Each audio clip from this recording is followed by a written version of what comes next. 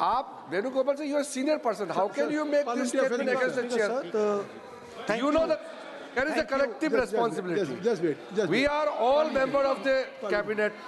MOS is sitting there. Minister will be coming soon. Don't make issue on this thing. This is just a minor thing. We don't know when Rahul Gandhi is coming. First he said he is coming at 12. And there is a discussion going on parallelly in Rajya Sabha. Don't make this an issue. Leader of opposition is going to speak. We came to know later. We are not aware of it. We are here to listen. Thank you for letting me speak today on the budget. Thank you, Rijiju ji, for your comments. I appreciate them. Some time back, Rijiju ji asked me, how do I keep fit? You recall that? And I mentioned to him that I do jiu-jitsu, I do martial arts. And lots of people now in India, youngsters do martial arts. MMA is becoming very popular. Judo is there, jiu-jitsu is there, many different types of martial arts. And जो martial art की जो foundation होती है speaker sir, वो grip से शुरू होती है. जब हम शुरुआत करते हैं, हम ओपोनेंट पर ग्रिप लेते हैं, ग्रिप लेने की कोशिश करते हैं. ग्रिप नहीं होती है तो कुछ नहीं होता है. ये तो अच्छी बात कह रहे हैं, लेकिन बोले तो दीजिए इसको अच्छी बात कह रहे हैं. हम उनको सपोर्ट कर रहे हैं. सर थोड़ा सर आप बोलने दीजिए, आप उनको बोलने दीजिए. मैं चेयर पे हूँ. मैंने कहा आप अच्छी बात कह रहे हैं, इसको राष्ट्रपति थोड़ा क्रिएटिव फ्रीडम, थोड़ा सा क्रिएटिव फ्रीडम तो दे दीजिए. प्लीज. तो शुरुआत ग्रिप से होती है सर, और लक्ष्य होता है कि ग्रिप के एकदम आने के बाद चोक में जाए, कि पहले ग्रिप ली, दूसरी ग्रिप ली, और फिर एकदम चोक में जाए. चोक में गए और पकड़ लिया, और चोक का फोकस गला होता है. तो हम बजट की बात कर रहे हैं थोड़ा, तो सो फोकस बजट पे ही बात हो रही है. आ रहा हूं. तो अरे राष्ट्रपति के भाषण पे नहीं बोले थे, वो बात भी बोल ले रहे हैं, कोई दिक्कत नहीं. Thank you. तो पूरा फोकस ग्रिप पे होता है. ग्रिप से लड़ाई शुरू होती है और ग्रिप से हम चौक में जाते हैं. सर करते हुए जब आदमी के हाथ में चोक आ जाता है, ग्रैपलिंग में जो ओपोनेंट होता है उसकी आंख में दिख जाता है कि बात समझ आ जाती है कि अब मैंने इसको पकड़ लिया है. और होता क्या है सर, वो रेजिस्ट करता है. पहले 2-3 बार ऐसे रेजिस्ट करता है, और फिर उसको भी पता लग जाता है कि मैं गया, और फिर वो वहां पे बात खत्म हो जाती है, और फिर वो सरेंडर करके ऐसे टैप कर देता है. सर ये सेंटर पीस है सर मार्शल आर्ट्स का. ग्रिप से चोक और चोक से टैप. और ये आप किसी भी एमएमए वाले से पूछ लो, किसी भी जूडो वाले से पूछ लो, काम ग्रिप से शुरू होता है. Sir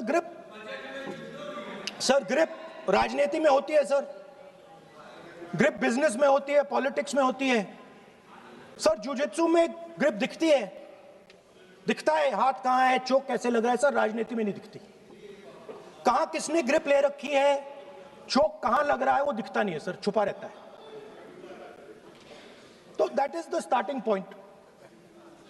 sir I was looking at the economic survey, and 2 points I found there,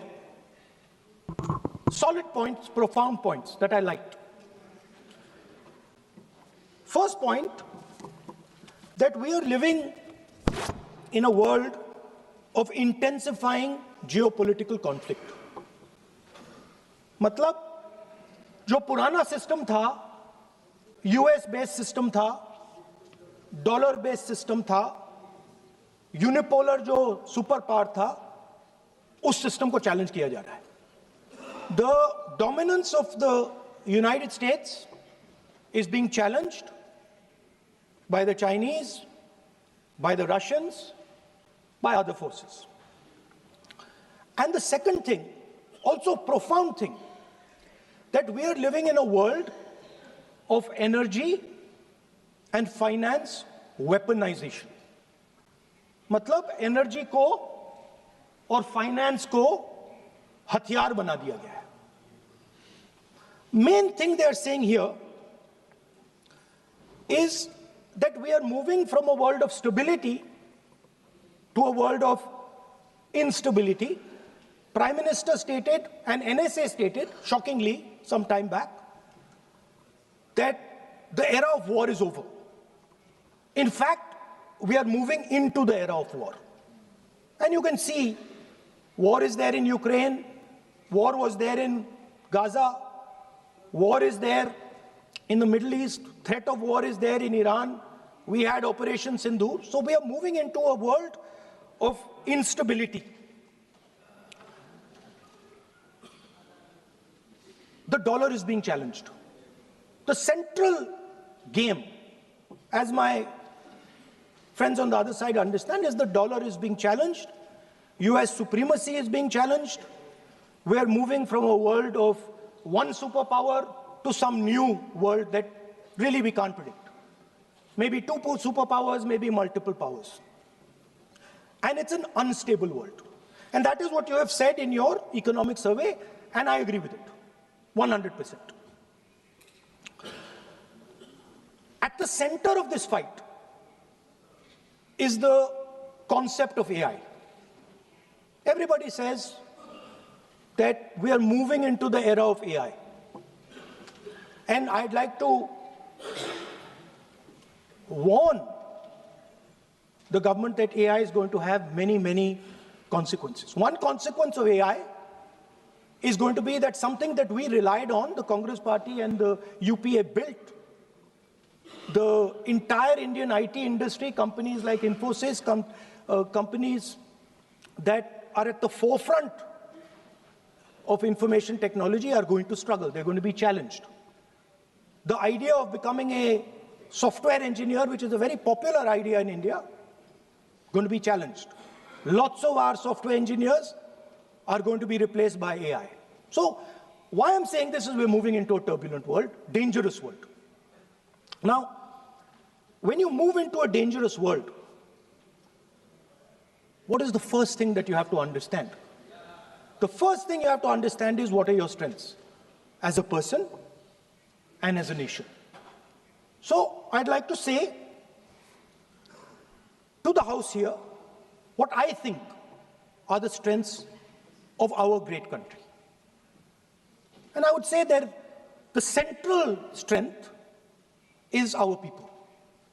1.4 billion people, brilliant, energetic, dynamic, who can challenge anybody in the world.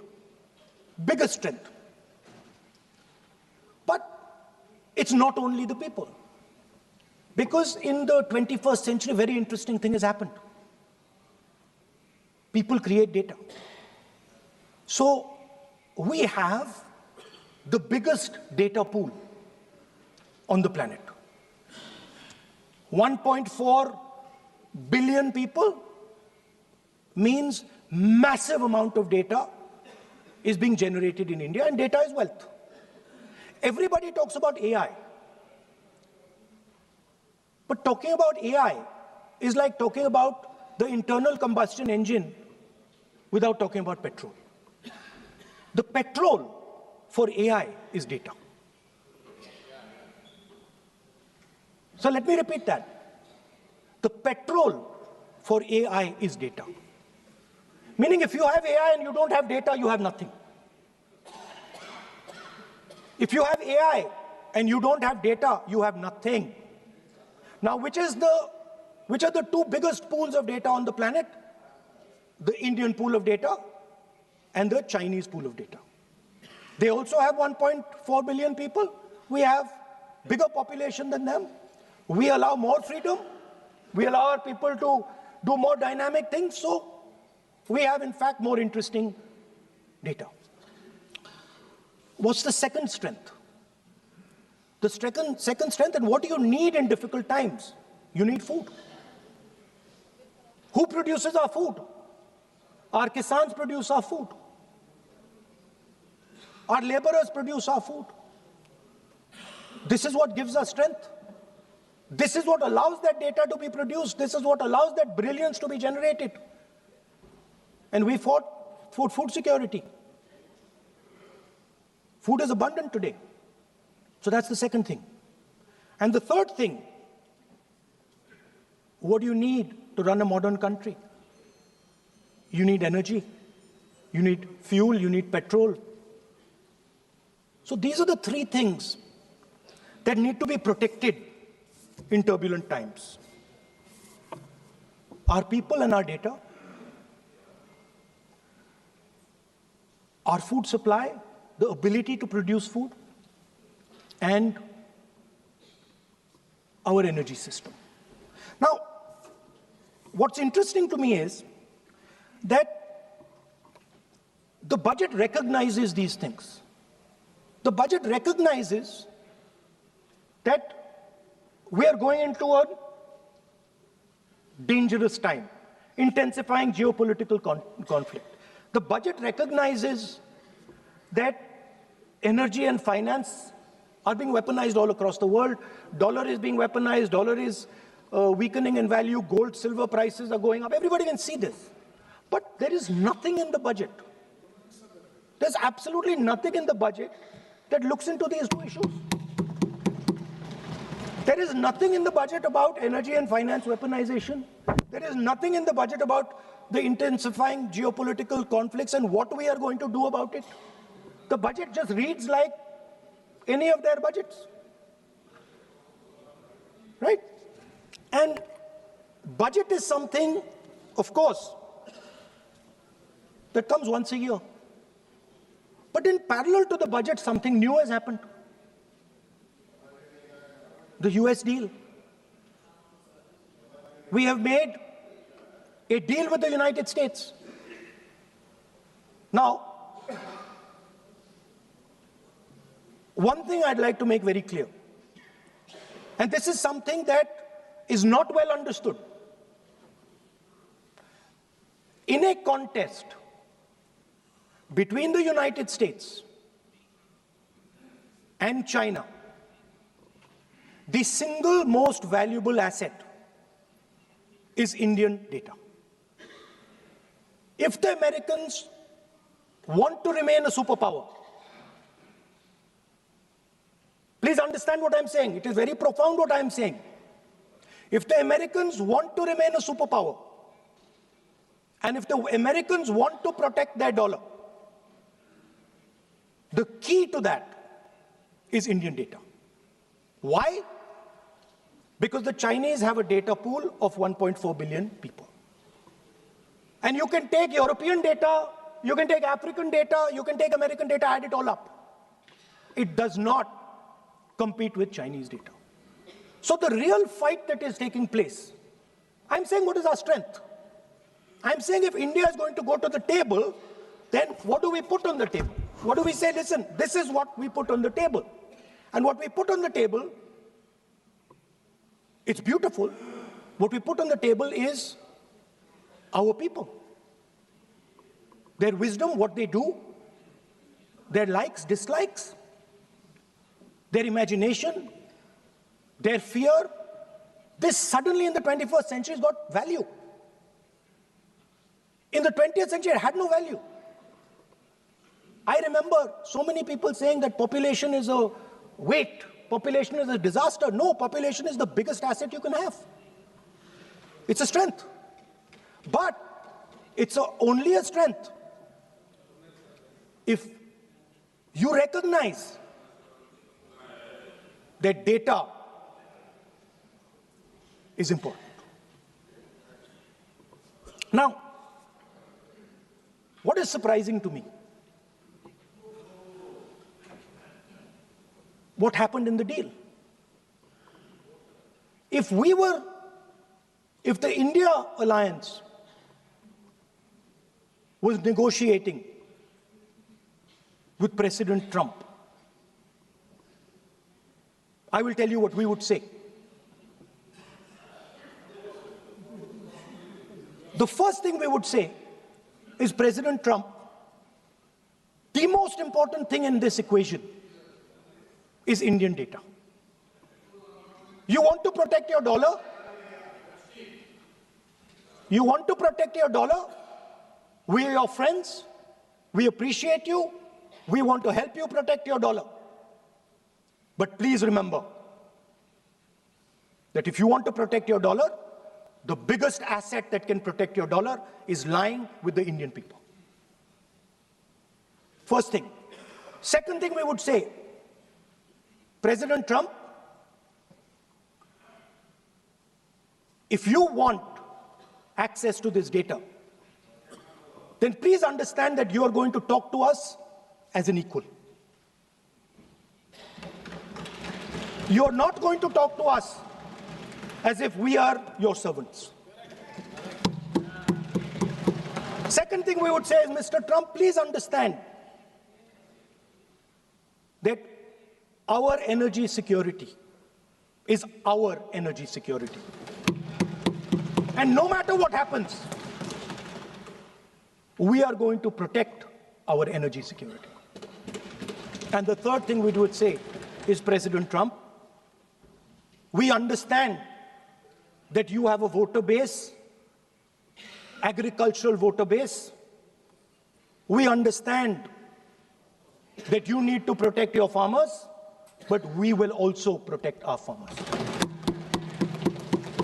But the main thing I'm saying is that an India alliance government would go there and say, data is our biggest strength. Now let us talk. Meaning we would go there as equals. We would not be made equal to Pakistan. And if President Trump decided that Pakistan army chief is going to have breakfast with him, then we would have something to say about that. Now, what has happened? You've done a trade deal. It's small. It's written small in the back. Now, let me tell you what is written about data. Our most valuable asset, the thing that is going to transform India in the 21st century, the thing that is going to make us a superpower in the 21st century. This is what the Modi government has done with our data. Number one, we give up control over our digital trade rules. Number two, there is no need for data localization. Number three, free data flow to the United States. Number four, limit on digital tax. Number five, no need to disclose any source code. The finance minister is smiling. She likes to smile. She likes to smile a lot. 20-year free tax holiday to anybody who wants it, to the big tax companies. This is what you've done on data. Second, no, I'll come to that, brother. Second, what have you done on tariffs? At the beginning,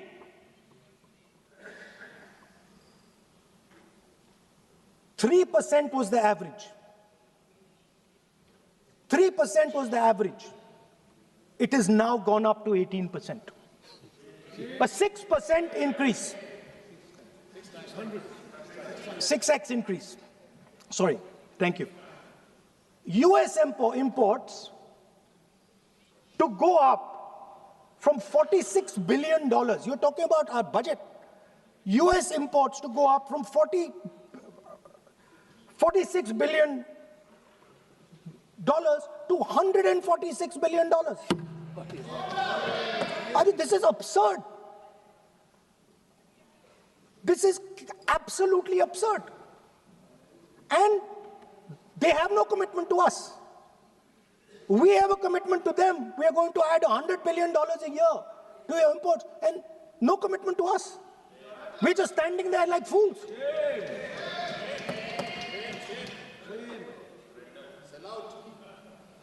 And our tariff has gone up from 3% to 18%, and theirs has come down from 16 to 0.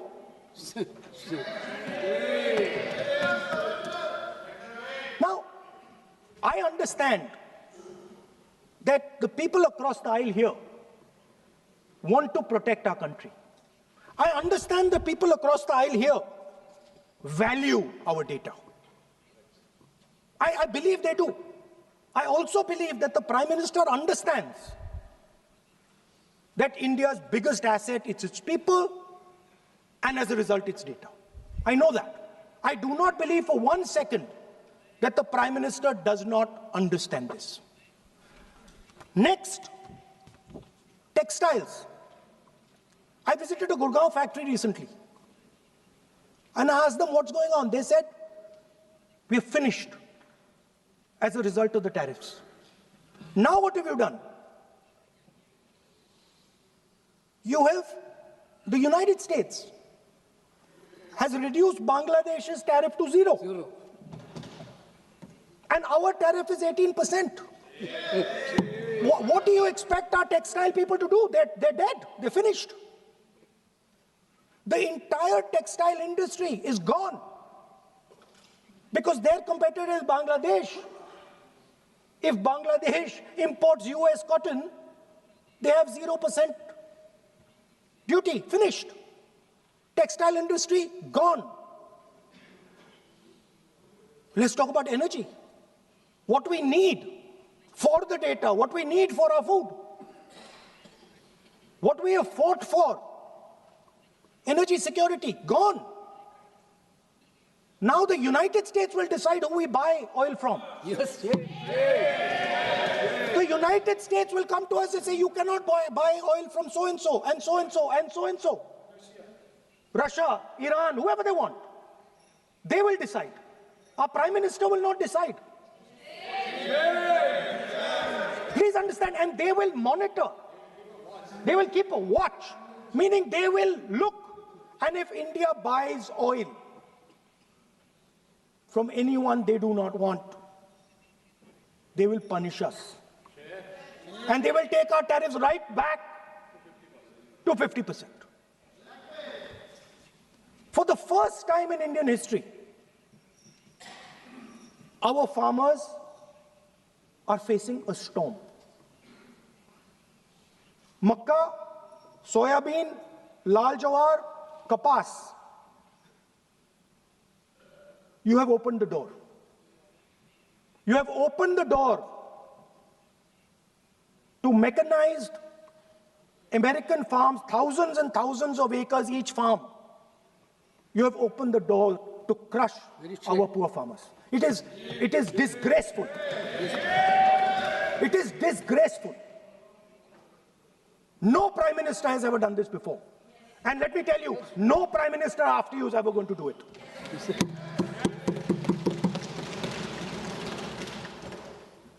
So we are facing a storm. You accept that we are facing a storm. You yourself say the era of one superpower is over, intensifying geopolitical conflicts. You yourself say energy and finance weaponization, and you have allowed the Americans to weaponize our finance and our energy against us. What does it mean when America says you cannot buy oil from somebody? It means our energy is weaponized. What does it mean when they say your tariffs will go down, our tariffs will go down and yours will come up? It means finance trade is weaponized. So you are telling us that the world is a place where geopolitical conflict is intensifying. You're telling us energy and finance being weaponized, and then you're having it done to you. You're having it done to our farmers. You're having it done to our youngsters. You're handing our data over.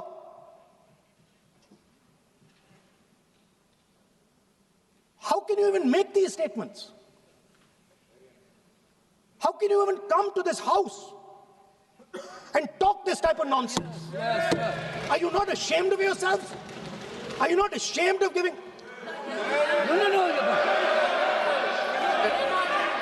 We are patiently listening to Honorable Leader of Opposition. We are patiently listening. But the words. So I'm not yielding, sir. No, but you are saying shameful. You are saying nonsense. Nonsense. So how can you? Okay, I won't When go the down that finance line. minister replies in the evening, the leader of opposition should listen to the reply of the honorable finance minister. My request is, please use the word whatever you